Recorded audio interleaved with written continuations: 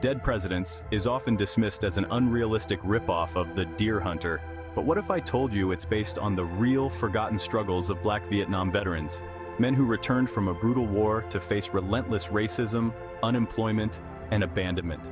Today we're diving into the true stories behind Dead Presidents and how it reflects the harsh reality many Black veterans lived through. When Black soldiers were drafted to fight in Vietnam, they were sent into a war that wasn't just physical, it was mental. In boot camps across America, they were trained to dehumanize the Vietnamese, calling the Viet Cong gooks and dinks. Their shelters were called hooches, and Vietnamese women were cruelly referred to as hoochie mamas. But it wasn't just the language that changed, even morality was warped. The commandment, "Thou shalt not kill," became "Thou shalt not murder," justifying the horrors of war and eroding their sense of right and wrong. For Black soldiers, it was doubly complex. They were fighting a war for a country that, at home, treated them as second-class citizens. They were sent to kill for a government that denied them basic rights. Many of them began to wonder, whose war were they really fighting? When the war ended, Black soldiers returned home expecting to be honored as heroes. But instead of parades and job offers, they were met with racism, unemployment, and neglect. One veteran recalled, "They didn't see me as a hero. They saw me as a monkey in a suit." They had risked their lives for a country that still treated them with contempt. In many cases, they were even worse off than before they left. Unable to find work and labeled as crazy or unstable due to the psychological toll of combat, Black veterans were left to fend for themselves in a society that didn't care. The violence they experienced in Vietnam followed them home. These veterans were trained to be soldiers, to kill without hesitation.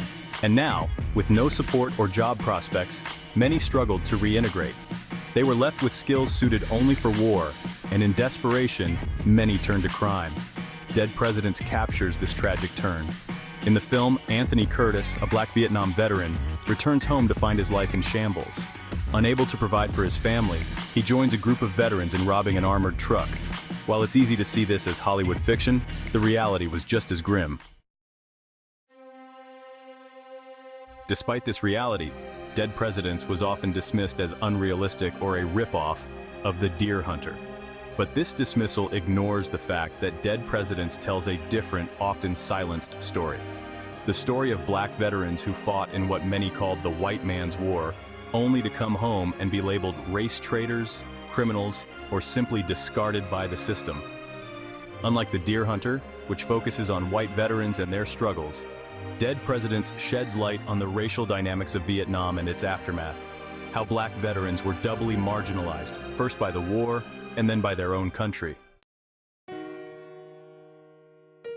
It's tragic that so many of these stories have been forgotten. Black Vietnam veterans not only faced the trauma of war, but also the trauma of being Black in America. They were fighting two wars, one abroad and one at home. Today, many Vietnam veterans are still dealing with the scars of that war. PTSD, unemployment, homelessness, and addiction continue to plague this community, and the lack of support they received remains a dark stain on American history. So, next time someone dismisses Dead Presidents as unrealistic, remember the real stories behind it. Black Vietnam veterans fought bravely for a country that turned its back on them.